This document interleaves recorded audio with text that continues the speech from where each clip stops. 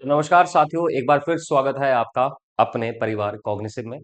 जैसे कि आपको पता है कि हमने इंडियन पॉलिटी के लेक्चर सीरीज हमने चलाई हुई है, जिसमें हमने पिछले दिनों making of the Indian constitution, fundamental rights पढ़ा था, जो सारे एग्जाम के लिए क्या है, इंपॉर्टेंट है। आज जो हम उसी सीरीज को आगे बढ़ाते हुए हम अपना नेक्स्ट पार्ट पढ़ने वाले हैं, नेक्स्ट टॉपिक पढ़ने वाले हैं, जिसका नाम है directive principles of the state policy. पिछली क्लास में हमने फंडामेंटल राइट्स पढ़े थे, जो पार्ट थर्ड में थे भारत के संविधान के। आज हम भारत के संविधान का भाग 4 पढ़ने वाले हैं, पार्ट फोर्थ पढ़ने वाले हैं, जिसमें है आपका directive principles of the state policy. तो टाइम ना वेस्ट करते हैं, सीधा टॉपिक पर चलते हैं। जैसे यहां पर आपको जो याद रखना है, जो हमारा जो आज का टॉपिक है वो है directive principles of the state policy, जिसको हम बोल देते हैं डीपीएसपी। क्या बोल देते हैं? DPSP, directive principles of the state policy. पहला आपको इसकी फुल फॉर्म याद रखनी है डीपीएसपी की। क्या है? Directive principles, directive principles of the state policy.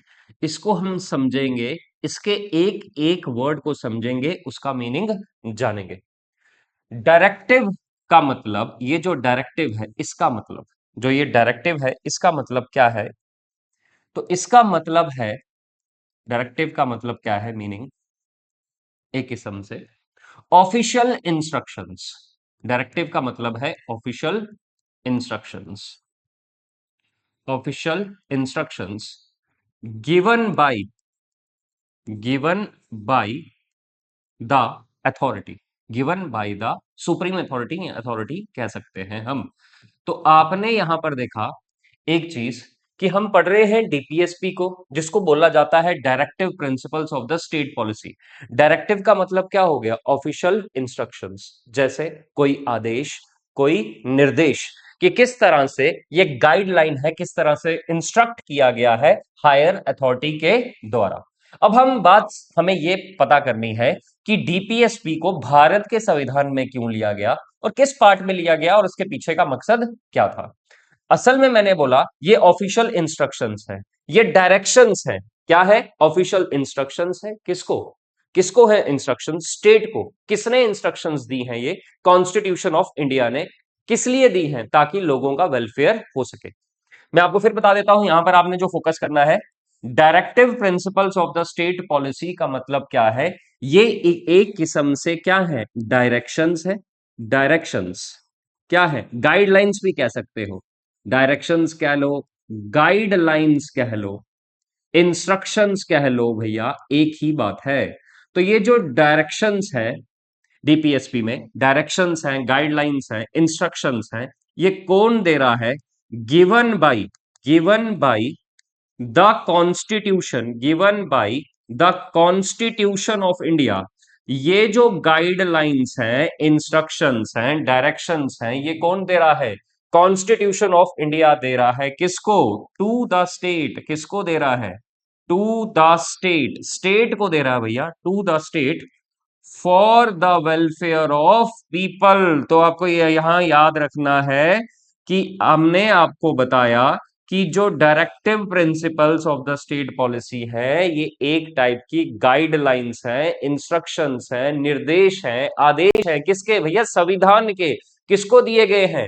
State को दिए गए हैं। क्यों दिए गए हैं? ताकि लोगों का क्या किया जा सके? वेलफेयर किया जा सके, पूरी कम्युनिटी का एज ए होल वेलफेयर किया जा सके।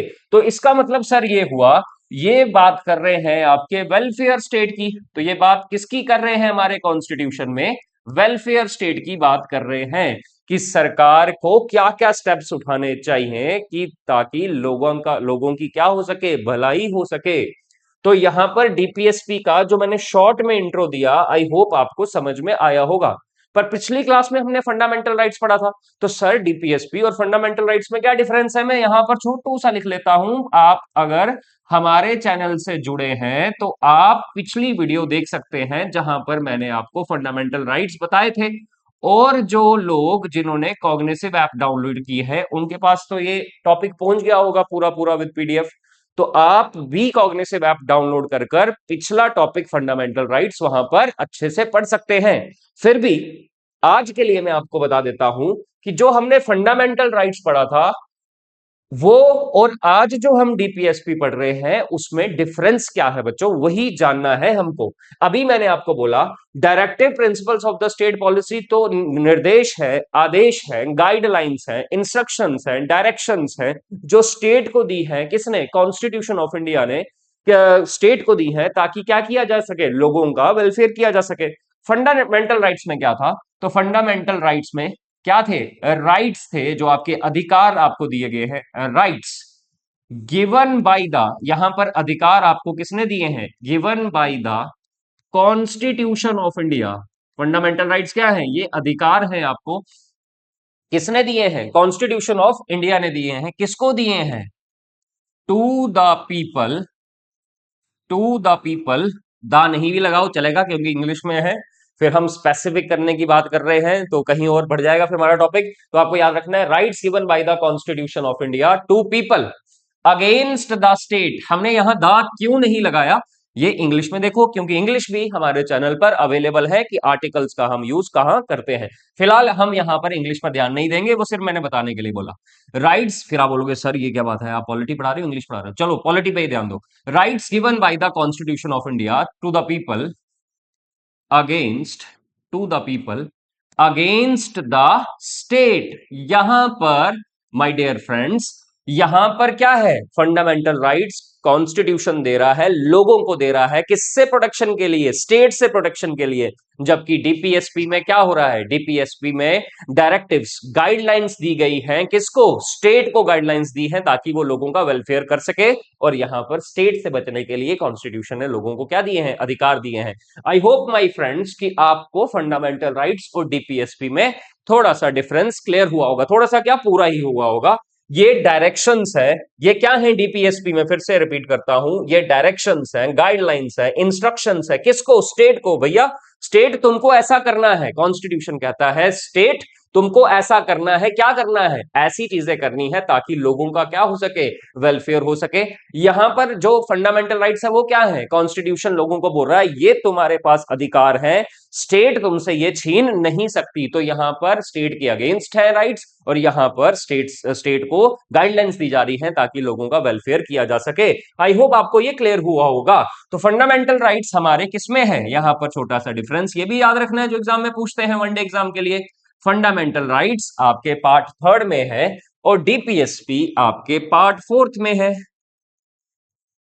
पार्ट फोर्थ में आपके क्या है? पार्ट फोर्थ में आपके डीपीएसपी है, और पार्ट थर्ड में आपके पास क्या है? पार्ट थर्ड में है आपके पास फंडामेंटल राइट्स। फंडामेंटल राइट्स का आर्टिकल है 12 से लेकर 35 तक माय डियर फ्रेंड्स, 12 से लेकर 35 तक। और डीपीएसपी का आर्टिकल है आपका 36 से लेकर 51 तक। तो ये चीजें कुछ इंपॉर्टेंट है जो आपको याद करनी थी। यहां पर हमने फंडामेंटल राइट्स को कहां से बोरो किया था? Borrowed from USA constitution. हमने कहां से बोरो किया है फंडामेंटल राइट्स को? यूएसए के कॉन्स्टिट्यूशन से, और वहां पर उसको क्या बोला जाता था बच्चों? Bill of rights. तो ये हमने पढ़ा था पिछली क्लास में, आई होप यू गेट इट। और यहां पर जो हमने डीपीएसपी लिया है वो हमने कहां से लिया है? Borrowed from Irish constitution. कहां से बोरो किया है डीपीएसपी को? आयरिश कॉन्स्टिट्यूशन से बच्चों, आयरलैंड के कॉन्स्टिट्यूशन से, Irish constitution of 1937। But wait a minute, Irish ने कहां से लिया है? आयरिश ने बोरो किया है फ्रॉम स्पेनिश कॉन्स्टिट्यूशन। तो my dear friends, my dear aspirants, आपको ये याद रखनी है चीजें कि हमने फंडामेंटल राइट्स यूएसए के कॉन्स्टिट्यूशन से लिया और डीपीएसपी हमने आयरलैंड के कॉन्स्टिट्यूशन से लिया है 1937 के। जबकि आयरलैंड ने कहां से लिया है? वो लिया है स्पेन के कॉन्स्टिट्यूशन से। थोड़ा बहुत आपको माय डियर फ्रेंड्स आइडिया लग चुका होगा कि डीपीएसपी और फंडामेंटल राइट्स में क्या डिफरेंस है। हम अच्छे से उनका डिफरेंस विद नोट्स के माध्यम से मैं आपको पॉइंट टू पॉइंट आने वाली स्लाइड्स में, आने वाले लेक्चर में बताऊंगा। तो डीपीएसपी क्या है? इंस्ट्रक्शंस है, निर्देश है, आदेश है, ठीक है, कि किस तरह से स्टेट को अपने लोगों के वेलफेयर के लिए क्या करना है? काम करना है। एक चीज और, फंडामेंटल राइट्स क्या थे? जस्टिसिएबल। फंडामेंटल राइट्स क्या होते हैं? जस्टिसिएबल हैं कि अगर आपका फंडामेंटल राइट, क्योंकि ये गारंटेड करता है कॉन्स्टिट्यूशन, अगर आपके फंडामेंटल राइट्स का वायलेशन होता है तो आप आर्टिकल 32 की हेल्प से my dear friends supreme court जा सकते हो, और आर्टिकल 226 की हेल्प से माय डियर फ्रेंड्स आप कहां जा सकते हो, हाई कोर्ट जा सकते हो, अगर आपके फंडामेंटल राइट्स का क्या होता है, वायलेशन होता है। जबकि जबकि माय डियर फ्रेंड्स डीपीएसपी क्या है, नॉन जस्टिसिएबल, ये याद रखना है, ये मोस्ट इंपॉर्टेंट डिफरेंस है। जबकि हमारे जो डीपीएसपी है वो क्या है, नॉन जस्टिसिएबल है, कोर्ट इनको लागू नहीं, अगर आपका कोई भी डीपीएसपी का कोई राइट वायलेट होता है तो आप डायरेक्ट कोर्ट नहीं जा सकते। क्यों नहीं जा सकते, क्योंकि यहां पर क्या है, ये सिर्फ मेयर गाइडलाइंस है, ये आपके अधिकार नहीं है, ये गाइडलाइन स्टेट को दी है कि स्टेट तूने ऐसा करना है, और ये फिर स्टेट की मॉरल ड्यूटी बनती है कि वो उसको करे या ना करे। फिर भी माय डियर फ्रेंड्स आपको याद रखना है कि ये नॉन जस्टिसिएबल हैं डीपीएसपी, अगर इनका वायलेशन होता है तो आप डायरेक्टली कोर्ट नहीं जा सकते। फिर भी बट जो आपको याद रखना है, फिर भी देश की गवर्नेंस के लिए डीपीएसपी बहुत ज्यादा जरूरी है, और कॉन्स्टिट्यूशन ये कहता है कि अगर सरकार को कोई कानून बनाना होगा तो डीपीएसपी को ध्यान में रखते हुए ही बनाना पड़ेगा। My dear friends, I hope you got my point. बढ़ते हैं सीधा अब नोट्स की तरफ, और नोट्स क्या कहते हैं जो मैंने आपको अभी बताया। तो यहां पर अगर आप देखो, तो यहां पर माय डियर फ्रेंड्स आप देख रहे हो, डायरेक्टिव का मतलब क्या है हिंदी में, डायरेक्टिव का मतलब क्या है, निर्देश, आदेश या हिदायत। यहां पर हिदायत लिखा हुआ है, आपने लिखना है हिदायत, पर आप तो इंग्लिश मीडियम वाले हो तो आपको जरूरी नहीं है, मैं सिर्फ बता रहा हूं, इसको सिंपल भाषा में आपको बता रहा हूं। Directive, directive principles of the state policy में डायरेक्टिव का मतलब क्या है, निर्देश देना, आदेश देना या हिदायत देना। तो कोई हायर अथॉरिटी लोअर अथॉरिटी को क्या देती है, इंस्ट्रक्शंस देती है, उसको हम क्या कहते हैं, डायरेक्टिव्स। जब कोई ऑफिशियल इन डायरेक्टिव का अंग्रेजी में अनुवाद क्या हो गया, डायरेक्टिव्स का मतलब हो गया official instruction given by a higher authority to a lower authority. जब कोई ऑफिशियल इंस्ट्रक्शन कोई हायर अथॉरिटी लोअर अथॉरिटी को देता है उसको हम क्या कहते हैं, डायरेक्टिव्स कहते हैं। तो डीपीएसपी में जो डायरेक्टिव्स हैं, ये जो निर्देश हैं, आदेश हैं, ये कौन कर रहा है, हायर अथॉरिटी कर रही है। कौन सी हायर अथॉरिटी, हायर अथॉरिटी है संविधान, तो संविधान निर्देश दे रहा है। डीपीएसपी का मतलब क्या है, संविधान निर्देश दे रहा है, आदेश दे रहा है, गाइडलाइंस दे रहा है, इंस्ट्रक्शंस दे रहा है, किसको, कॉन्स्टिट्यूशन किसको दे रहा है, स्टेट को दे रहा है, क्या करने के लिए, ताकि वो लोगों का वेलफेयर कर सके माय डियर फ्रेंड्स। तो यहां पर क्या लिखा है, डीपीएसपी क्या हो गए, these were the direction, these were the directives. Directives का मतलब क्या है, निर्देश, गाइडलाइंस। कौन दे रहा है, कॉन्स्टिट्यूशन ऑफ इंडिया दे रहा है, किसको दे रहा है, स्टेट को दे रहा है माय डियर फ्रेंड्स, ताकि वो क्या कर सके, लोगों का वेलफेयर कर सके।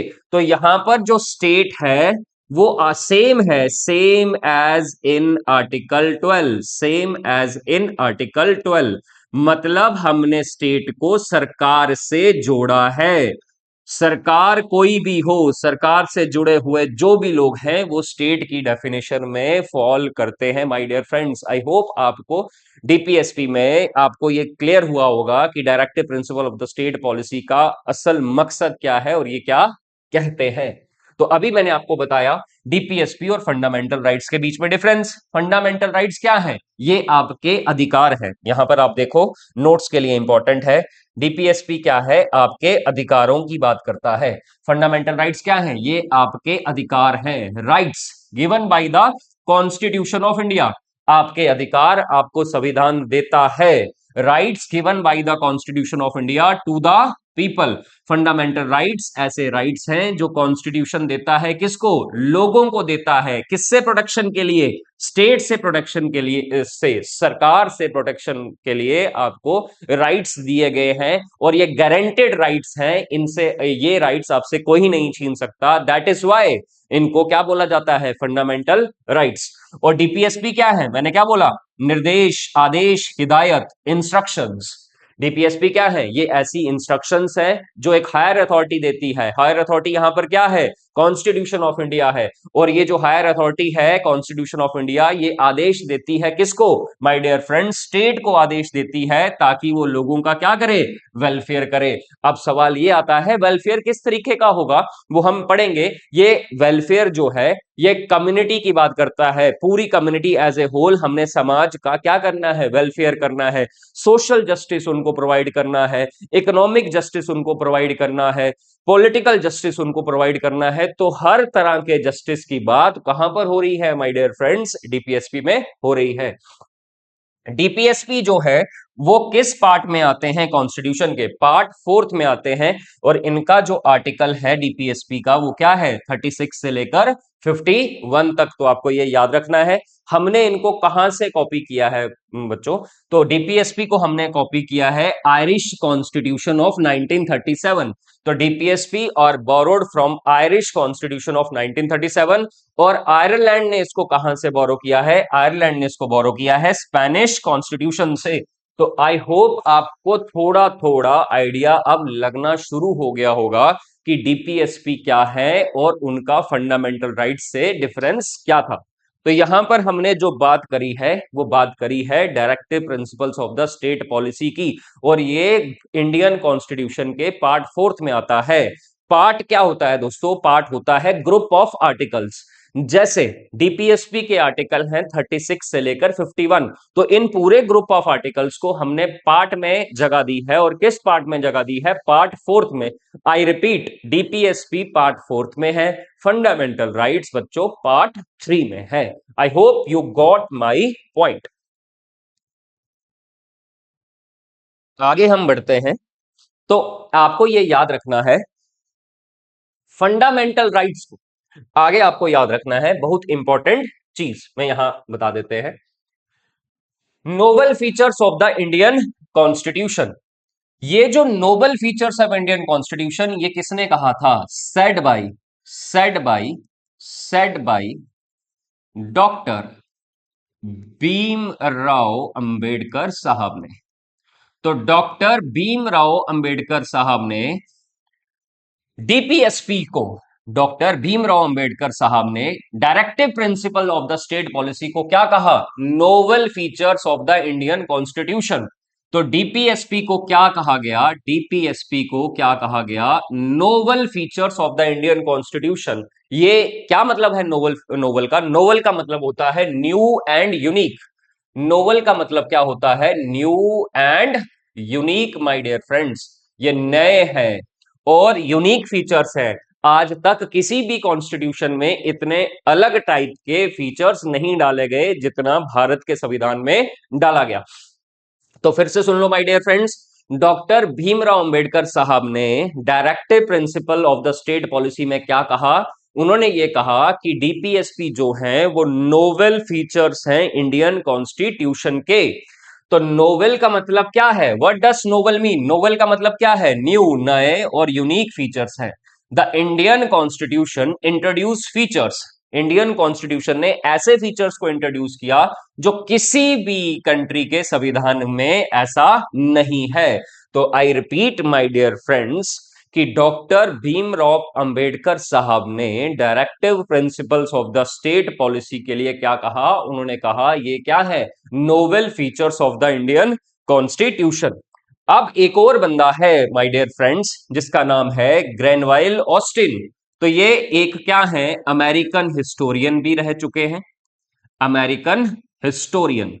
तो ये अमेरिकन हिस्टोरियन भी हैं और एक एमिनेंट ज्यूरिस्ट भी हैं, न्याय की जिनको क्या है, समझ है।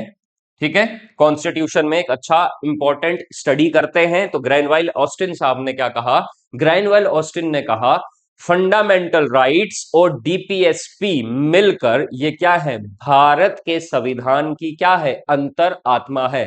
तो फिर से सुन लो, ग्रैनवाइल ऑस्टिन ने कहा डीपीएसपी एंड फंडामेंटल राइट्स और the conscience of Indian constitution, मतलब चेतना है, अंतरात्मा है दोनों। ग्रैनवाइल ऑस्टिन साहब ने क्या कहा कि हमारे इंडियन कॉन्स्टिट्यूशन में जो फंडामेंटल मौलिक अधिकार है और जो directive principles of the state policy है, ये दोनों भारत के संविधान की अंतरात्मा और चेतना है, जिसको कंसाइंस कहा जाता है इंग्लिश में। American historian Granville Austin described the Indian constitution unique feature, और यहां पर लिखा होगा क्या कहा इन्होंने, ग्रेनवाइल ऑस्टिन ने, कि ये क्या है, conscience of the Indian constitution. According to the Granville Austin, DPSP और fundamental rights together form the अंतरात्मा। कॉन्साइंस का मतलब अंतरात्मा, चेतना, इंडियन कॉन्स्टिट्यूशन की ये आत्मा है दोनों। They complement each other, directive principles of the state policy और फंडामेंटल राइट्स एक दूसरे को क्या करते हैं, कंप्लीमेंट करते हैं। फंडामेंटल राइट्स इंडिविजुअल राइट्स को प्रोटेक्ट करता है, और directive principles of the state policy my dear friends community के राइट को क्या करता है, प्रोटेक्ट करता है, जो लिखा था। They complement each other, one protects individual rights, तो वन प्रोटेक्ट जो इंडिविजुअल राइट की बात है वो क्या है, fundamental rights protect individual rights, और जो अदर गाइड्स हैं वो क्या है, डीपीएसपी, और जो अदर है मतलब डीपीएसपी की बात हो रही है माय डियर फ्रेंड्स, और जो डीपीएसपी है वो as a community social welfare की क्या करता है, बात करता है। तो फिर से यहां पर आपको याद रखना है, क्या चीज याद रखनी है, भीमराव अंबेडकर साहब ने डीपीएसपी को नोबल फीचर्स कहा था। अब बात आती है अंबेडकर साहब के बारे में, कुछ की फैक्ट्स हैं जो आपको याद रखने हैं। डॉक्टर भीमराव अंबेडकर, जो आपको याद रखना है भीमराव अंबेडकर साहब के बारे में, इनका जन्म 14 अप्रैल 1891 में हुआ। डॉक्टर भीमराव अंबेडकर, जिनको फादर ऑफ इंडियन कॉन्स्टिट्यूशन भी कहते हैं, इनका जन्म 14 अप्रैल 1891 में हुआ। भीमराव अंबेडकर साहब का जन्म, ये कॉन्स्टिट्यूशन के एक बहुत ही इंपॉर्टेंट कमिटी जिसका नाम है ड्राफ्टिंग कमिटी, उसके चेयरपर्सन भी रहे। ठीक, ये भारत के फर्स्ट लॉ मिनिस्टर भी रहे। इनके द्वारा एक न्यूज़पेपर चलाया गया मूक नायक, और इन्होंने जो पिछड़ा वर्ग है भारत समाज में उनके लिए बहुत ज्यादा काम किए, और उनके हक के लिए आवाज अपनी बुलंद की। तो डॉक्टर भीमराव अंबेडकर साहब को मेरा सलाम है। तो भीमराव अंबेडकर साहब का जन्म 14 अप्रैल 1891 में हुआ। इनका जो ओरिजिनल नाम है वो क्या है, भीमराव रामजी संकपाल अंबेडकर। तो आपको याद रखना है भीमराव अंबेडकर साहब, जिन्होंने directive principles of the state policy को नोबल फीचर्स कहा। ओरिजिनल नाम क्या है भीमराव अंबेडकर साहब का, भीमराव रामजी संकपाल अंबेडकर। इनका रोल क्या है, ये चेयरमैन रहे हैं किसके, ड्राफ्टिंग कमेटी के। मैंने अभी बताया ड्राफ्टिंग कमेटी जो भारत के कॉन्स्टिट्यूशन का ड्राफ्ट रफ वर्क लिख रही थी, तो उसके चेयरमैन भी रहे हैं। First law minister of India रहे हैं। इन्होंने एक न्यूज़पेपर चलाया जिनका नाम क्या था, मूक नायक। भारत रत्न के अवार्ड से इनको नवाजा गया 1990 में। तो आपको याद रखना है भारत रत्न दिया गया डॉक्टर भीमराव अंबेडकर को 1990 में। इनका जो फेमस मंत्र है वो है एजुकेट, एजिटेट, ऑर्गेनाइज। तो ये कुछ इंपॉर्टेंट की फैक्ट्स हैं भीमराव अंबेडकर साहब के बारे में। वो भीमराव अंबेडकर साहब जिन्होंने directive principles of the state policy के लिए एक स्टेटमेंट दी थी, और स्टेटमेंट में कहा था कि directive principles of the state policy are the novel, new and unique features of the Indian constitution my dear friends. तो ये अभी आपने पढ़ लिया। नेक्स्ट आगे चलते हैं। हमने देखा था फंडामेंटल राइट्स के बीच में डिफरेंस क्या है। तो अभी जो आपको याद रखना है, कुछ इंपॉर्टेंट चीजें याद रखनी है। जैसे अगर हम डिफरेंस की बात करें तो फंडामेंटल राइट्स जो है आर्टिकल 12 से लेकर 35 तक आते हैं। फंडामेंटल राइट्स क्या थे, जस्टिसिएबल थे। अगर आपका फंडामेंटल राइट वायलेट होता है तो हम लोग आर्टिकल 32 की मदद से सुप्रीम कोर्ट जा सकते हैं, और आर्टिकल 226 की मदद से हाई कोर्ट जा सकते हैं। ये हमने पिछले लेक्चर में पढ़ा है, आप पिछला लेक्चर देख कर आओ।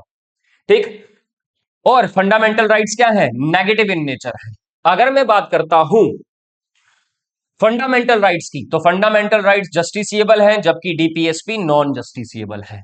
अगर मैं फंडामेंटल राइट्स की नेचर की बात करूं तो ये क्या है, नेगेटिव इन नेचर है। अब आप बोलोगे सर फंडामेंटल राइट्स तो हमको प्रोटेक्शन देते हैं स्टेट के खिलाफ, तो वो नेगेटिव कैसे हो गए। तो बच्चों ये स्टेट के हिसाब से नेगेटिव है। क्यों, क्योंकि फंडामेंटल राइट्स में स्टेट के ऊपर रिस्ट्रिक्शंस लगाई गई हैं। कॉन्स्टिट्यूशन कहता है स्टेट को, स्टेट तुम ये नहीं कर सकते, स्टेट तुम ये नहीं कर सकते। तो क्या है, स्टेट पर रिस्ट्रिक्शंस हैं, इसकी वजह से फंडामेंटल राइट्स का नेचर क्या है, नेगेटिव है। जबकि अगर मैं डीपीएसपी की बात करूं माय डियर फ्रेंड्स, तो डीपीएसपी का नेचर क्या है, पॉजिटिव है। क्यों, क्योंकि वो क्या है, स्टेट को बोलती है कि आपने लोगों का क्या करना है, वेलफेयर करना है। कोई भी रिस्ट्रिक्शन स्टेट के ऊपर नहीं लगाई गई है, तो इस वजह से डीपीएसपी का नेचर क्या है, पॉजिटिव है। आई होप आपको मजा आ रहा होगा। तो आप इसको शेयर कर सकते हैं, लाइक कर सकते हैं, कमेंट कर सकते हैं, कुछ भी अगर आप चेंज चाहते हैं तो आप कमेंट सेक्शन में आपका वेलकम है, कॉग्निसिव की ऐप पर आपका वेलकम है। कोई भी आप सुझाव हमें देना चाहते हैं, कुछ चेंज लाना चाहते हैं तो हम आपके सुझाव का वेलकम करते हैं। तो आगे बढ़ते हैं। अगर मैं फंडामेंटल राइट्स की बात करूं तो ये इंडिविजुअल राइट्स, अगर मैं फंडामेंटल राइट्स की बात करूं तो ये इंडिविजुअल राइट्स है। इंडिविजुअल राइट्स मतलब हर एक इंडिविजुअल को अधिकार दिया है, स्टेट से प्रोटेक्शन दी है, हर एक इंसान को राइट्स दिए हैं, सिविल भी दिए हैं और पॉलिटिकल भी राइट्स दिए हैं। सिविल और पॉलिटिकल राइट्स दोनों दिए हैं। सिविल का मतलब हो गया हर एक इंसान को, बच्चों, प्यारे बच्चों, पर्सनल फ्रीडम दी गई है। और पॉलिटिकल राइट्स मतलब क्या है?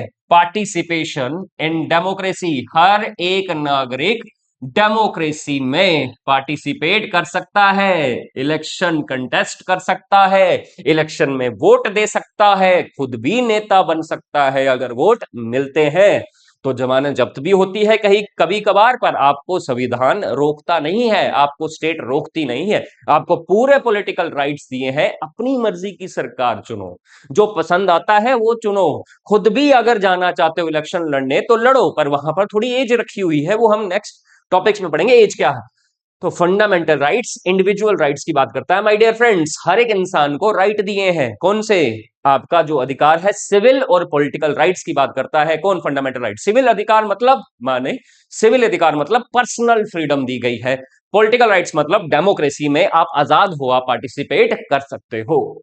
नेक्स्ट, आगे अगर हम फंडामेंटल राइट्स की बात करें तो ये ऑटोमेटिकली एनफोर्स होते हैं इनके लिए, क्योंकि ऑटोमेटिकली एनफोर्स का मतलब सर ये क्या बोल रहे हो? ऑटोमेटिकली एनफोर्स मतलब बच्चों, फंडामेंटल जो राइट्स हैं ये गारंटीड कॉन्स्टिट्यूशन, इसकी गारंटी कौन देता है? Constitution of India. प्रोटेक्ट कौन करता है? Constitution of India through supreme court, through high court. तो ये गारंटेड है, ये आपको राइट्स मिलने ही मिलने हैं, इनको लागू करवाने के लिए कोई अलग से कानून नहीं बनाना पड़ता, ये ऑटोमेटिकली क्या है? एनफोर्स्ड होते हैं। तो यहां पर वही लिखा है automatically enforced, do not required any legislation, कोई भी कानून की जरूरत नहीं है इंप्लीमेंट करने के लिए। लीगल सेक्शंस है इस पर कि अगर आपका कोई भी फंडामेंटल राइट वायलेट होता है तो आर्टिकल 32 की हेल्प से आप लोग बच्चों कहां जा सकते हो? Sorry, supreme court. और आर्टिकल 226 की मदद से आप बच्चों कहां जा सकते हो? High court. और फिर होंगी 5 रिट्स। कितनी रिट्स होती हैं? 5 रिट्स, जो हमने फंडामेंटल राइट्स में पढ़ी है। तो पिछला लेक्चर आप देख के आओ हमारा। YouTube चैनल कॉग्निसिव सब्सक्राइब करो, लाइक करो, कमेंट करो, दबा के शेयर करो, और हमारा कॉग्निसिव ऐप भी आप डाउनलोड करो, जहां पर आपको मिलते हैं तरह तरह के क्या मॉक टेस्ट, हर एक टॉपिक का मॉक टेस्ट है। और हम कोशिश करेंगे कि आपको वहां पर जल्द से जल्द क्या हो, आपका पूरा सिलेबस वहां पर क्या किया जाए? कंप्लीट करवाया जाए। और साथ में हमारी ऑफलाइन क्लासेस भी आदर्श कॉलोनी में लग रही हैं। अगर आपको पढ़ने में मजा आ रहा है तो आप हमारे साथ ऑफलाइन क्लास में भी क्या कर सकते हो? जुड़ सकते हो और अपनी तैयारी को बूस्ट कर सकते हो। नेक्स्ट, अब हमने जब पीछे फंडामेंटल राइट्स के बारे में पढ़ा, अब हम पढ़ेंगे डीपीएसपी के बारे में, डीपीएसपी के बारे में। ठीक है, अगर मैं आगे स्लाइड पर देखूं तो यहां पर हमारे पास सीधा का सीधा क्या है? फंडामेंटल राइट्स वर्सेस डीपीएसपी, इनके डिफरेंस के बारे में हम पढ़ लेते हैं, देख लेते हैं। फंडामेंटल राइट्स किस पार्ट में है बच्चों? पार्ट 3 में है। डीपीएसपी किस पार्ट में है? पार्ट 4 में है। फंडामेंटल राइट्स के आर्टिकल हैं 12 से लेकर 35 तक, और डीपीएसपी का आर्टिकल है 36 से लेकर 51 तक। एग्जाम के लिए आपको याद रखना है। फंडामेंटल राइट्स का नेचर क्या है? ये नेगेटिव इन नेचर है, याद रखना। फंडामेंटल राइट्स क्या है? Negative in nature. क्यों? क्योंकि माय डियर फ्रेंड्स, स्टेट पर पाबंदियां लगाई गई हैं। कॉन्स्टिट्यूशन कहता है स्टेट तुम ये नहीं कर सकते, स्टेट तुम वो नहीं कर सकते, तो पाबंदियां स्टेट्स पर लगाई गई हैं। इस वजह से इसको नेगेटिव कैरेक्टर बोला गया। इसका जो नेचर है, कैरेक्टर, ओ सॉरी मैं क्या बोल रहा हूं, नेगेटिव कैरेक्टर ना, नेगेटिव कैरेक्टर नहीं, इसका जो नेचर है वो क्या है? नेगेटिव है। उसके बाद अगर मैं डीपीएसपी की बात करूं तो ये पॉजिटिव इन नेचर है। इनका नेचर क्या है? पॉजिटिव है, क्योंकि यहां पर स्टेट को गाइडलाइंस दी गई है कि स्टेट को बोला है तुमने लोगों का वेलफेयर करना है, कोई रिस्ट्रिक्शंस की बात यहां पर नहीं हुई। नेक्स्ट, अगर अगर जस्टिबिलिटी की बात करें तो मैंने आपको बताया fundamental rights are justiciable. Fundamental rights क्या है? जस्टिसिएबल। अगर आपके फंडामेंटल राइट का वायलेशन होता है तो आप आर्टिकल 32 की हेल्प से सुप्रीम कोर्ट और आर्टिकल 226 की हेल्प से माय डियर फ्रेंड्स कहां जा सकते हो, हाई कोर्ट जा सकते हो। और फिर वहां पर वो रिट इशू होती हैं, जो 5 तरह की रिट्स होती हैं, हमने फंडामेंटल राइट्स में पढ़ा था। जबकि तो फंडामेंटल राइट्स जस्टिसिएबल है, जबकि डीपीएसपी क्या है, नॉन जस्टिसिएबल। अब ये नॉन जस्टिसिएबल क्या है, इसका मतलब ये है कि अगर आपका कोई भी 36 से लेकर 51 तक कोई भी राइट अगर वायलेट होता है डीपीएसपी का, तो आप कोर्ट नहीं जा सकते, डायरेक्टली कोर्ट नहीं जा सकते, क्योंकि ये नॉन जस्टिसिएबल है। अब ये नॉन जस्टिसिएबल क्यों है सर, क्योंकि ये क्या है, ये ओनली गाइडलाइंस दी गई है, निर्देश दिया है कॉन्स्टिट्यूशन ऑफ इंडिया ने, किसको, सरकार को, कि तुमको लोगों की वेलफेयर के लिए काम करना होगा। और फिर ये स्टेट पे डिपेंड करता है कि वो उसको, उन चीजों को लागू करती है या नहीं करती है। अब आप बोलोगे सर सरकार को तो लागू करना चाहिए, क्योंकि कॉन्स्टिट्यूशन क्या रहा है, भैया अगर हमको एज ए कम्युनिटी पूरे समाज का भला करना हो, सबको जस्टिस देना हो, सबको पैसा देना हो, सबको नौकरियां देनी हो, यही तो बात हुई है, सबको अच्छा डिसेंट एनवायरमेंट देना हो, सबको सबको सारी चीजें बराबर देनी हो, तो उसके लिए चाहिए होता माय डियर फ्रेंड पैसा, रिसोर्सेस। तो वो रिसोर्सेस की कमी है, इस वजह से इसको हमने नॉन जस्टिसेबल में रखा है। आई hope you got my point. आगे अगर हम बात करते हैं, तो फंडामेंटल राइट्स इंडिविजुअल राइट्स की बात करता है। मैंने बताया इंडिविजुअल राइट्स मतलब सिविल और पॉलिटिकल राइट्स, हर एक नागरिक को अधिकार दिया है। जबकि DPSP community rights as a whole, पूरे समाज की बात करता है। फोकस किस पर है, अगर मैं फोकस की बात करूं तो फंडामेंटल राइट्स का फोकस होता है सिविल और पॉलिटिकल राइट्स पर। सिविल मतलब पर्सनल फ्रीडम, पॉलिटिकल राइट्स मतलब पार्टिसिपेशन इन डेमोक्रेसी। और सोशल और डीपीएसपी क्या बात करता है, सोशल और इकोनॉमिक राइट्स के बारे में। सोशल इकोनॉमिक राइट्स मतलब समाज में सब लोग क्या हो, बराबर हो, समाज में सब लोग क्या हो, बराबर हो, सोशल राइट्स ये हो गया। और हर किसी को बेसिक नीड मिले, वो इकोनॉमिक राइट्स की बात हो गई। उसके बाद सैंक्शंस क्या है फंडामेंटल राइट्स के ऊपर, लीगल सैंक्शंस लगी हैं। अगर आपका कोई भी फंडामेंटल राइट वायलेट होता है, तो आर्टिकल 32 की हेल्प से आप कहां जा सकते हो, सुप्रीम कोर्ट। और आर्टिकल 226 की हेल्प से आप कहां जा सकते हो my dear friends, high court में। जबकि डीपीएसपी की मॉरल और पॉलिटिकल सैंक्शंस हैं, सरकार पर छोड़ा हुआ है कि आप अगर कर सकते हो तो आपको करना चाहिए। ठीक, वहां पर तो कानून है कि अगर आपने वायलेट किया तो फिर आर्टिकल 32 226 की हेल्प लेनी पड़ेगी, यहां पर वैसा कुछ नहीं है। अगर मैं सॉरी इंप्लीमेंटेशन की बात करूं, तो फंडामेंटल राइट्स ऑटोमेटिकली इंप्लीमेंट होते हैं, क्योंकि कॉन्स्टिट्यूशन ये गारंटेड करता है कि आपको ये राइट्स मिलेंगे ही मिलेंगे। ठीक, तो इनके लिए कोई अलग से कानून बनाने की, इनको इंप्लीमेंट करने की जरूरत नहीं पड़ती, किसको, फंडामेंटल राइट्स को। ऑटोमेटिकली इंप्लीमेंट होते हैं, कोई अलग से कानून नहीं लगाना पड़ता फंडामेंटल राइट्स। और डीपीएसपी को लागू करना हो तो उसके लिए कानून की हमें जरूरत पड़ती है। फंडामेंटल राइट्स की अगर मैं बात करूं, तो कॉन्स्टिट्यूशन गारंटी करता है, yes my dear friends, fundamental rights are guaranteed by the constitution. जबकि डीपीएसपी नॉन जस्टिसिएबल है, तो यहां पर गारंटी क्या है, नो ही होगी। आई होप आपको थोड़ा थोड़ा सा यहां पर पता लग रहा होगा कि हम कहना क्या चाहते हैं। तो थोड़ा मैं पानी पी लेता हूं, तब तक आप रिवाइज करिए।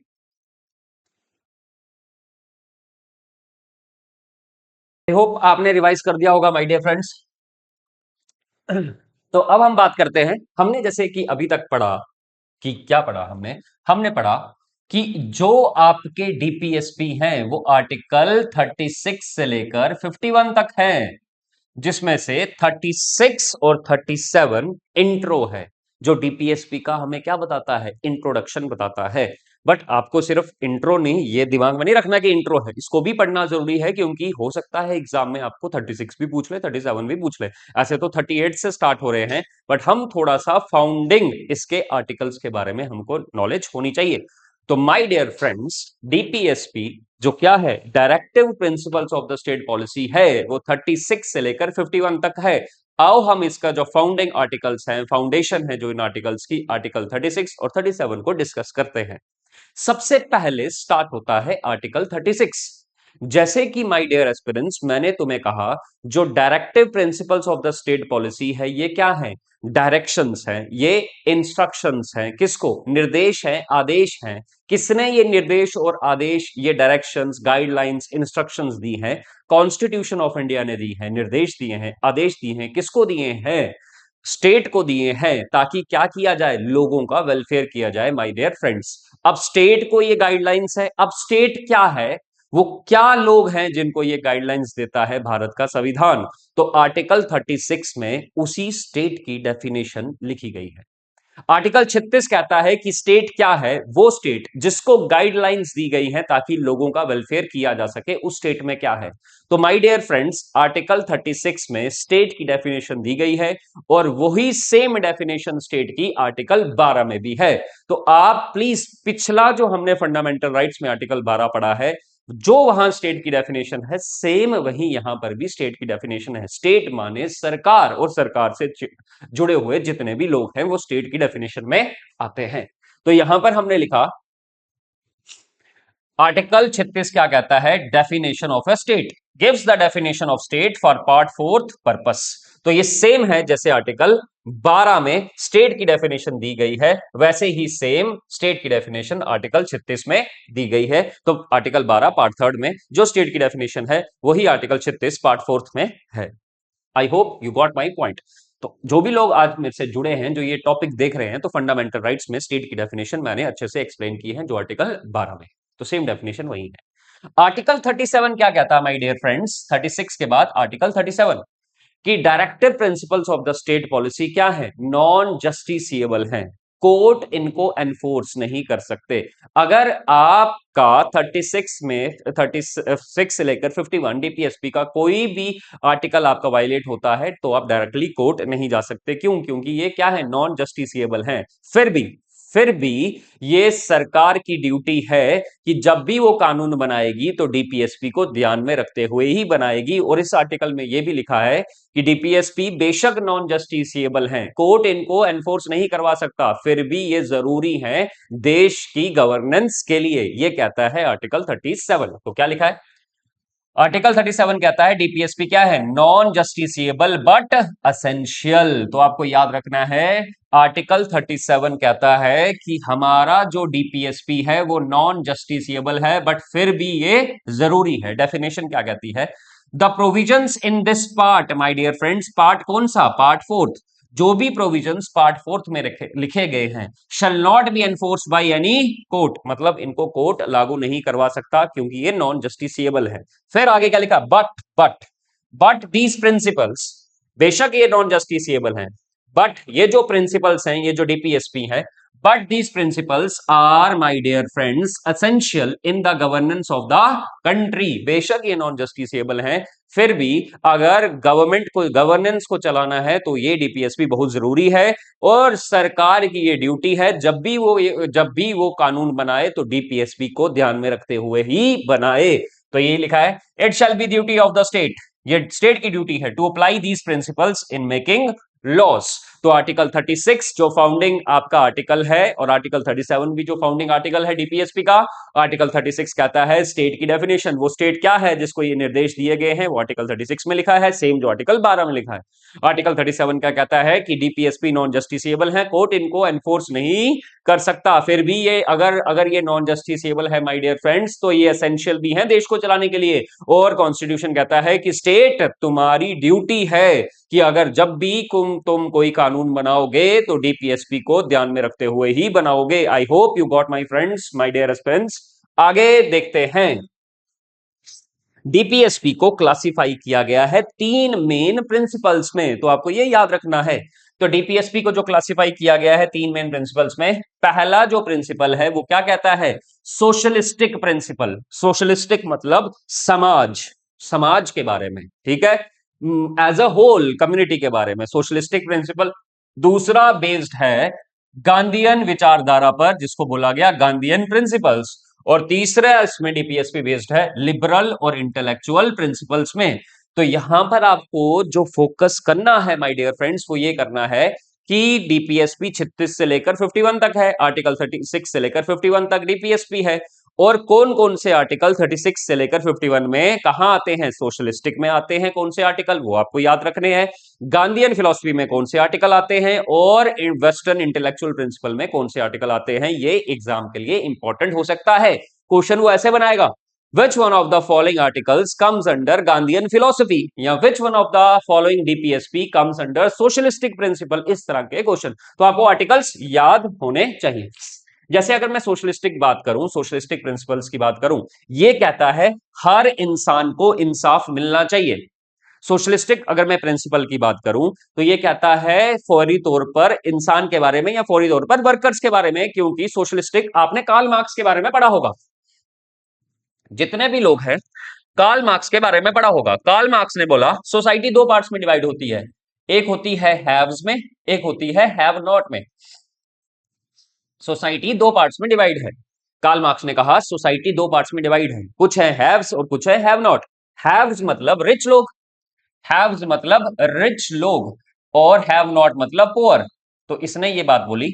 और रिच जो उस समय कार्ल मार्क्स ने जो थ्योरी दी उसका ये कहना था कि समाज में जो लड़ाई की जड़ है वो रिच लोग हैं, क्योंकि रिच लोग ही सारा प्रॉफिट सारा पैसा कमाते हैं और गरीबों को कुछ नहीं मिलता। तो इसने गरीब तबके के लोगों को कहा, जो गरीब तबके के लोग उस समय क्या थे, वर्कर्स थे, जो रिच लोगों की फैक्ट्रीज और इंडस्ट्रीज में काम करते थे। तो कार्ल मार्क्स ने अपनी थ्योरी में कहा कि ये तुम जो वर्कर्स हो तुम एक क्रांति लाओ, और क्रांति भी कैसे, वायलेंस तरीके से क्रांति लाओ, ताकि हम क्या कर सके, इन हैव वालों का क्या कर सके, मुकाबला कर सके। फिर धीरे धीरे समाज बदलता गया, तो हमें यह भी पता लग गया, कुछ मॉडर्न थिंकर्स और आ गए, उन्होंने ये भी कहा कि हम जबरदस्ती वायलेंस कर कर ये अपने अधिकार नहीं पा सकते। तो यहां पर किसकी भूमिका सही रहेगी, यहां पर स्टेट की भूमिका सही रहेगी। स्टेट कुछ कर सकता है, डायरेक्टली वायलेंस के लिए मॉडर्न थिंकर्स नहीं बोला, उन्होंने बोला स्टेट का इंपॉर्टेंट रोल होगा कि किस तरह से जो गरीब तबका है, जो वर्कर्स क्लास है, उसको किस तरह से इंसाफ मिले। तो वो जो आर्टिकल्स हैं वो गरीब तबके को लेकर, वर्कर्स क्लास को लेकर, आम लोगों के लिए वो बने गए हैं। तो वहां पर आपको आइडिया लग जाएगा कि सोशलिस्टिक प्रिंसिपल्स में कौन कौन से आर्टिकल्स आते हैं। तो इन शॉर्ट में आपको मैंने बता दिया कि सोशलिस्टिक प्रिंसिपल बात करता है कि समाज में सबको बराबरी मिले, समाज में सबको बराबरी मिले, कैसे, उनको जस्टिस मिले, न्याय सबको बराबर मिले, सबके पास पैसा हो, इकोनॉमिक इकोनॉमिक जस्टिस की भी बात करता है, ठीक है ना, अपॉर्चुनिटी सबके पास बराबर की हो, फैसिलिटी सबके पास क्या हो, बराबर की बात बराबर हो। ये सोशलिस्टिक प्रिंसिपल कहता है हर इंसान को इंसाफ मिले, सिर्फ कानून में नहीं, पैसे में और सोसाइटी में भी सबको क्या हो, सब क्या हो, बराबर हो। ये है सोशलिस्टिक प्रिंसिपल की बातें। इनके अंडर कौन सा आर्टिकल आता है वो हम डिस्कस करेंगे फर्दर लेक्चर में। दूसरा है गांधीयन विचारधारा, गांधी जी की विचारधारा। तो बेस्ड ऑन गांधीयन प्रिंसिपल्स किस पर बेस्ड है, गांधी की विचारधारा पर। कि गांधी की विचारधारा क्या है, गांधी जी कहते थे कि जो भारत है वो गांव में बसता है, और गांव को हमको क्या करना पड़ेगा, सशक्त बनाना पड़ेगा। और गांव सशक्त कैसे बनेगा, जब हम उनको पावर्स देंगे। और पावर्स किस रूप में देंगे, हम देंगे उनको पंचायत के रूप में, ठीक है। तो ये लोकल रूरल सेल्फ गवर्नमेंट की बातें जो हैं जिन आर्टिकल्स में, वो गांधीयन विचारधारा में आएगी।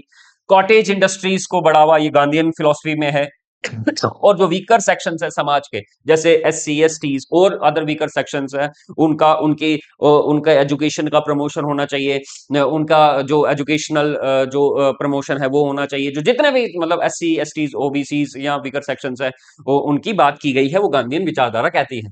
तीसरा है लिबरल और इंटेलेक्चुअल प्रिंसिपल, वेस्टर्न फिलोसफी पर बेस्ड है। जैसे इंटरनेशनल पीस की बात है, यूनिफॉर्म सिविल कोड की बात है, ये याद रखना, uniform civil code liberal intellectual principle में आएगा। और ये कहता है कि जुडिशरी को हमको एग्जीक्यूटिव से क्या करना है, अलग करना है। तो धीरे धीरे जैसे जैसे लेक्चर बढ़ता जाएगा तो इनको हम डीपली पढ़ने वाले हैं। तो अभी के लिए माय डियर फ्रेंड्स आपको ये याद रखना है कि जो DPSP है वो 3 मेजर क्लासिफिकेशन में बेस्ड है। कौन कौन सी, सोशलिस्टिक प्रिंसिपल्स, गांधीयन प्रिंसिपल्स और लिबरल इंटेलेक्चुअल प्रिंसिपल्स। आइए सबसे पहले हम बात करते हैं सोशलिस्टिक प्रिंसिपल्स की माय डियर फ्रेंड्स। तो यहां पर हम शुरुआत करेंगे सोशलिस्टिक प्रिंसिपल्स की। तो सोशलिस्टिक, तो यहां पर आप हेडिंग दे दो सोशलिस्टिक प्रिंसिपल्स, आपको हेडिंग देनी है सोशलिस्टिक प्रिंसिपल्स।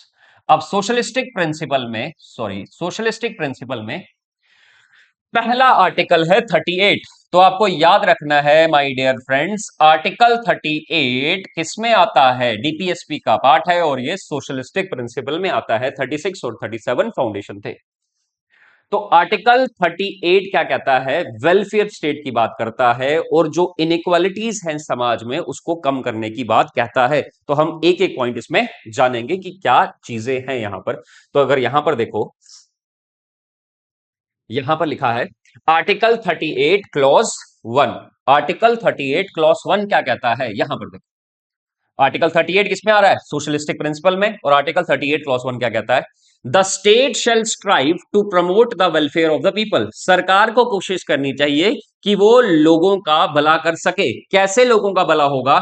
जब हम उनको न्याय देंगे। कहां पर? समाज में न्याय, पैसों में न्याय और पॉलिटिकल जस्टिस भी जब उनको हम देंगे, तभी समाज का क्या हो सकता है? वेलफेयर हो सकता है। तो आर्टिकल 38 क्लॉज 1 क्या कहता है कि हमको, सरकार को चाहिए कि वो लोगों का वेलफेयर करे। कैसे? उनको सोशल जस्टिस मिले, उनको इकोनॉमिक जस्टिस मिले, उनको पॉलिटिकल जस्टिस मिले। तो ये सरकार की ड्यूटी है, सरकार को ऐसे स्टेप्स उठाने चाहिए। अगर मैं इसको इसको सिंपल मीनिंग में समझाऊं तो आर्टिकल 38 क्लॉज 1 क्या कहता है? हर एक इंसान को इंसाफ मिलना चाहिए, कानून में भी, पैसे में भी और सोसाइटी में भी। माय डियर फ्रेंड्स, ये आर्टिकल 38 क्लॉज 1 कहता है। अब हम बात करते हैं आर्टिकल 38 क्लॉज 2 की। माय डियर फ्रेंड्स, इंपॉर्टेंट है। क्लॉज जो ये 2 है, इसको हमने जो ऐड किया है वो आपको ये याद रखना है, ये चीजें एग्जाम के लिए इंपॉर्टेंट है। आर्टिकल 38 क्लॉज 2 जो ऐड किया है हमने, कौन सी अमेंडमेंट के जरिए ऐड किया है? 44th कॉन्स्टिट्यूशनल अमेंडमेंट एक्ट 1978 में हमने क्लॉज 2 जोड़ा। ये क्या कहता है? सरकार की ये ड्यूटी है कि वो जितनी भी इनइक्वालिटीज हैं उनको मिनिमाइज करे। समाज में जितनी भी इनइक्वालिटीज हैं उनको मिनिमाइज करें। मिनिमाइज क्या है? कम करें। समाज में इनकम को लेकर जो इनइक्वालिटीज हैं, जैसे रिच और पुअर के बीच का जो गैप है वो क्या हो? कम हो। ये दूसरा, जो स्टेटस को लेकर जो गैप है, ठीक है, रिच और पुअर में, ठीक, उसको भी क्या हो? कम हो। गांव और शहर में जो फैसिलिटीज का जो गैप है वो भी क्या हो? कम हो। और समाज में सबको बराबर अवसर मिलने चाहिए ताकि वो अपना गुजारा अच्छे से क्या कर सकें? कर सकें। तो यहां पर आर्टिकल 38 क्लॉज 2 जो हमने 44th कॉन्स्टिट्यूशनल अमेंडमेंट एक्ट 1978 में जोड़ा, ये कहता है कि सरकार की ये ड्यूटी है कि समाज में जो इनकम को लेकर जो इनइक्वालिटीज हैं, फैसिलिटीज को लेकर जो इनइक्वालिटीज हैं, अपॉर्चुनिटीज को लेकर जो इनइक्वालिटीज हैं, उनको मिनिमाइज करे, उनको कम करे। जैसे रिच और पुअर का गैप कम होना चाहिए, सिटीज और विलेजेस का जो डिफरेंस है वो कम होना चाहिए, हैंडीकैप पीपल को भी एजुकेशनल जॉब्स क्या होनी चाहिए? मिलनी चाहिए। और अब ये जो जो हमारा जो ये है ना, इनकम को लेकर गैप कम होना चाहिए रिच और पुअर का, तो सरकार कहीं कहीं करती भी है। जैसे टैक्स स्लैब्स उसने बनाई है, अमीरों को इतना टैक्स देना है और गरीबों को, जो गरीब है बेचारे, उनको, जो बिल्कुल मतलब जो नहीं कमाते, उनको टैक्स नहीं देना। मतलब 8 करोड़ वाले का टैक्स स्लैब अलग होगा, 5 लाख वाले का या 10 लाख वाले का अलग होगा। तो ये जो इनइक्वालिटीज हैं, जो समाज में इनइक्वालिटीज है, उसको सरकार कम करने की कोशिश भी करती है। क्योंकि बेशक आपका जो डीपीएसपी नॉन जस्टिसेबल है, फिर भी सरकार को चाहिए कि अगर उसको कोई कानून बनाना है तो इनको ध्यान में रखते हुए ही क्या करना होगा? बनाना होगा। तो my dear friends, I hope आपको ये समझ में आया होगा। आर्टिकल 38 सोशलिस्टिक प्रिंसिपल की बात करता है। आर्टिकल 38 क्लॉज 1 में क्या है? 38 क्लॉज 2 में क्या है? आइए बढ़ते हैं आगे। तो यहां पर जो बात है वो है आर्टिकल 39। आर्टिकल 39 क्या कहता है? सॉरी, इस समय लोगों को कोल्ड बहुत ज्यादा हो रहा है, तो मुझे भी हुआ है। तो अगर थोड़ी सी इरिटेशन आपको मेरी खांसी से हो रही होगी तो उसके लिए मैं आई एम एक्सट्रीमली सॉरी। तो फोकस करते हैं यहां पर हम। आर्टिकल 39 सोशलिस्टिक, ये भी सोशलिस्टिक प्रिंसिपल का ही पार्ट है, तो ये भी आपको याद रखना है। मैंने आपको हेडिंग बोला था लिखने के लिए, सोशलिस्टिक प्रिंसिपल। ये भी सोशलिस्टिक प्रिंसिपल का ही क्या है? पार्ट है। आर्टिकल 39 ये क्या कहता है? सबसे पहले इसमें जो ए पार्ट है वो क्या कहता है? Right to livelihood. कोई भी नागरिक हो, चाहे मैन हो, चाहे मर्द हो, चाहे औरत हो, उनको बराबर अधिकार है। राइट टू एन किसका अधिकार है? Adequate means of livelihood. हर एक आदमी को, औरत को अपनी रोजी रोटी कमाने का पूरा पूरा क्या है? हक है, और बराबर हक है।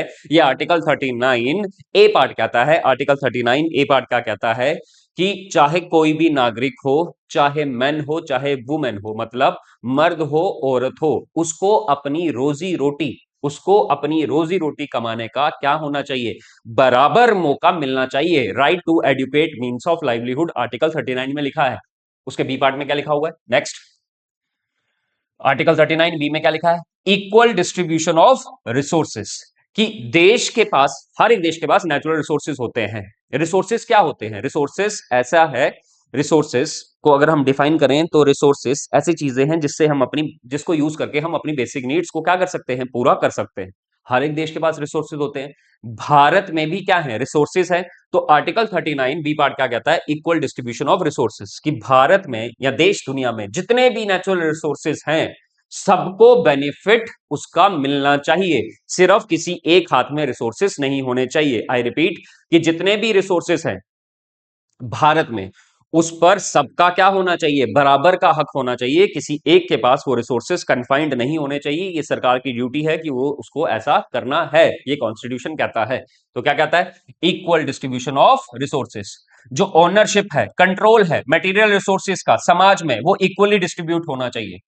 जो भी मालिकाना हक है, जो कंट्रोल है मटेरियल रिसोर्सेज का समाज में, वो इक्वली डिस्ट्रीब्यूट होना चाहिए, किसी एक हाथ में ये सारी चीजें नहीं होनी चाहिए, सबको बराबर अवसर मिलने चाहिए ताकि वो रिसोर्सेज का यूज करके अपनी जिंदगी जी सके। ये है बी पार्ट में। तीसरा है नो कंसंट्रेशन ऑफ वेल्थ। 39 में सी क्या कहा गया है कि पैसा सिर्फ थोड़े लोगों के पास ना हो, ठीक है। No concentration of wealth, wealth सिर्फ कुछ ही लोगों के पास ना हो देश में। सरकार को यह देखना सुनिश्चित करना है कि जो वेल्थ है वो कंसंट्रेट ना हो किसी के हाथ में, मतलब मोनोपोली ना हो। मतलब मोनोपोली ना हो, किसके ऊपर मोनोपोली ना हो, जितना भी मीन्स ऑफ प्रोडक्शन है देश में, मीन्स ऑफ प्रोडक्शन में किसी किसी भी एक बंदे की मोनोपोली नहीं होनी चाहिए, कुछ लोगों की मोनोपोली नहीं होनी चाहिए।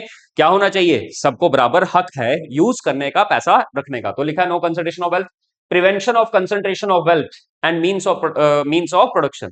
मनाई है कंसंट्रेशन ऑफ वेल्थ को जमा करना, किसी वेल्थ का होना किसी एक हाथ में, एंड मीन्स ऑफ प्रोडक्शन किसी एक हाथ में हो, तो वो गलत है। मतलब इसमें नो मोनोपोली की बात की है, पैसा सिर्फ थोड़े लोगों के पास जमा ना हो, मतलब सबके पास होना चाहिए। सरकार की ड्यूटी है, सरकार को ऐसा करना चाहिए। फिर भी मैं कहता हूं my dear friends, DPSP are non justiciable. ये मॉरल और पॉलिटिकल ऑब्लिगेशन है स्टेट पर।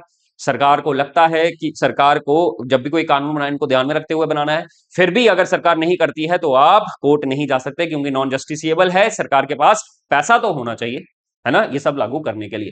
तो आई होप आपको ये सारी चीजें समझ में आ रही होंगी। आगे बढ़ते हैं। और क्या कहा है आर्टिकल 39 में, एबीसी हो गया। डी पार्ट में क्या कहा गया है, डी पार्ट में कहा गया है equal pay for equal work, चाहे लड़का हो चाहे लड़की हो, अगर वो एक जैसा काम कर रहे हैं तो उनको एक जैसी तनख्वाह मिलनी चाहिए। तो आर्टिकल 39 में ये भी कहा गया है। आर्टिकल 39 में क्या क्या चीजें कही गई हैं, पहले हम फिर से देख लेते हैं। Right to adequate means of livelihood, हर किसी को अपनी रोजी रोटी का कमाने का पूरा हक है, मिलना चाहिए, अवसर मिलना चाहिए। दूसरा क्या है, समाज में जितने भी रिसोर्सेज है वो इक्वली डिस्ट्रीब्यूट होने चाहिए, तब कि हर एक बंदा उस रिसोर्सेज को यूज कर सके। तीसरा क्या है, मोनोपोली नहीं होनी चाहिए, वेल्थ किसी एक हाथ में कंसंट्रेट नहीं होनी चाहिए, मीन्स ऑफ प्रोडक्शन किसी एक हाथ में नहीं होने चाहिए, सबको बराबर मौका मिलना चाहिए। फोर्थ पार्ट क्या कहता है इसमें, equal pay for equal work for both man and women, चाहे लड़का हो चाहे लड़की हो, अगर वो बराबर काम कर रहे हैं, सेम काम कर रहे हैं, तो उसकी तनख्वाह भी क्या होनी चाहिए, बराबर होनी चाहिए। Equal pay for equal work, ठीक है, for both man and women, लड़का हो या लड़की हो, सेम काम करने के लिए सेम सैलरी हो। नेक्स्ट ई पार्ट क्या कहता है इसका, most important, protection of workers and children, मजदूरों का शोषण नहीं करना चाहिए, बच्चों को अब्यूज से बचाना है, बच्चों को जबरदस्ती हानिकारक काम नहीं करवाना है। ये आर्टिकल 39 में लिखा है। क्या कहा गया है यहां पर देखो, मजदूरों का एक्सप्लॉयटेशन ना हो, सरकार सुनिश्चित करे मजदूरों को एक्सप्लॉयटेशन ना हो, और बच्चों को अनसेफ या जबरदस्ती काम ना करवाया जाए। क्या कहता है ये आर्टिकल, ये भी कहता है मजदूरों का एक्सप्लॉयटेशन नहीं होना चाहिए, बच्चों से जबरदस्ती या अनसेफ काम नहीं करवाना चाहिए। तो लिखा है preservation of health and strength of the workers, सरकार की ये ड्यूटी है कि वो सुनिश्चित करे कि वर्कर्स की हेल्थ और स्ट्रेंथ ठीक होनी चाहिए, और बच्चों को फोर्सेबल अब्यूज से क्या करना है, बचाना है। इन शॉर्ट, मजदूरों को एक्सप्लॉयटेशन नहीं और बच्चों से जबरदस्ती अनसेफ और फोर्सेबल काम नहीं करवाना है। ये भी आर्टिकल 39 की क्या है, डेफिनेशन है। आगे एफ पार्ट में क्या कहता है आपका article 39, healthy development of children, सरकार को ये सुनिश्चित करना है कि वो सभी बच्चों को, हेल्दी डेवलपमेंट ऑफ चिल्ड्रन, सरकार को यह सुनिश्चित करना चाहिए कि बच्चों को अवसर मिलने चाहिए, provide opportunities for healthy development of children, ऐसी चीजें करनी चाहिए जिससे बच्चों की डेवलपमेंट क्या हो, हेल्दी हो, बच्चे स्वस्थ हो, दिमाग से भी स्वस्थ हो, शरीर से भी स्वस्थ हो, ऐसा कुछ करना चाहिए। तो ये आर्टिकल 39 की कुछ डेफिनेशन थी जो माय डियर फ्रेंड्स आपको समझ में आई होगी। I hope you got my points, you are getting my points.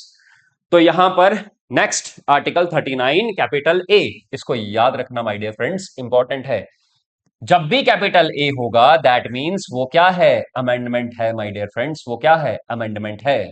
Article 39 capital ए ये क्या कहता है, free legal aid to the poor, गरीबों को क्या मिलना चाहिए? मुफ्त लीगल क्या मिलनी चाहिए? मुफ्त लीगल एड मिलना चाहिए, ताकि जो कोई गरीब है अगर उसके पास पैसे ना हो तो वो न्याय से दूर ना हो जाए। ये सरकार सुनिश्चित करे कि कोई गरीब व्यक्ति है वो न्याय के लिए न्याय चाहता है तो ऐसा ना हो कि पैसों की कमी के कारण वो पीछे रह जाए। तो आर्टिकल 39 कैपिटल ए क्या कहता है? मुफ्त क्या फ्री लीगल एड देना है सरकार को, सुनिश्चित करे कि वो क्या करे, गरीब लोगों को फ्री लीगल एड प्रोवाइड करें। और ये जो अमेंडमेंट है ये हमने कब ऐड करी, ये याद रखना my dear friends. 39 capital A हमने ऐड किया है 42nd अमेंडमेंट एक्ट 1976 में, जो ये कहता है गरीबों को लीगल एड दे देनी चाहिए ताकि वो न्याय से दूर ना हो जाए पैसों के अभाव के कारण। द स्टेट क्या लिखता है? The state shall ensure that the operation of the legal system promotes justice on the basis of equal opportunity। गरीबों को भी न्याय के पूरे न्याय का पूरा हक है और उनको अवसर पूरे बराबर मिलने चाहिए ताकि वो उनको भी न्याय मिल सके। तो ये 42nd कॉन्स्टिट्यूशनल अमेंडमेंट एक्ट 1976 में हमने इसको क्या किया गया था, ऐड किया था। और ये one of the most important amendments है भारतीय संविधान की। I hope you are getting my point. Next बढ़ते हैं यहां पर।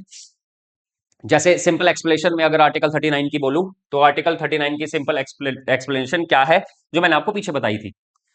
लाइवलीहुड की बात करता है आर्टिकल 39। सबको लाइवलीहुड का राइट मिलना चाहिए, सबको, मतलब मैन और वुमेन दोनों को, हर आदमी को अपनी रोजी रोटी कमाने का हक मिलना चाहिए, मौका मिलना चाहिए। आर्टिकल 39 कहता है देश के जितने भी नेचुरल रिसोर्सेज हैं सबके बेनिफिट के लिए यूज होने चाहिए, किसी कुछ ही कम लोगों के लिए बेनिफिट ना मिले। सबके लिए जितने भी रिसोर्सेज हैं वो सबके लिए हैं, सरकार ये सुनिश्चित करे। नो वेल्थ होर्डिंग, पैसा सिर्फ थोड़े लोगों के पास जमा ना हो, यह भी आर्टिकल 39 कहता है। फिर और क्या कहता है? Equal pay for equal work, लड़का हो चाहे लड़की हो, सेम काम करने के लिए सेम सैलरी हो, यह भी 39 कहता है। नो एक्सप्लॉयटेशन, यह भी 39 कहता है, मजदूरों का एक्सप्लॉयटेशन ना हो, बच्चों से अनसेफ और जबरदस्ती काम ना करवाया जाए। ये सिंपल एक्सप्लेनेशन है किसकी? आर्टिकल 39 की। क्या है? Simple explanation. I hope you are getting my points. तो आपको यहां पर ध्यान रखने वाली चीजें क्या हैं? ध्यान में रखने वाली चीजें यही है कि आर्टिकल 39 क्या क्या कहता है। ठीक है, तो आज के लिए हम इतना ही रखेंगे। कल आपसे फिर मुलाकात होगी तो हम फिर आगे बढ़ेंगे और ये सुनिश्चित करेंगे कि आपका डीपीएसपी कंप्लीट हो। आज के लिए इतना ही। आई होप आपको मजा आया होगा। तब तक के लिए जय हिंद, जय भारत।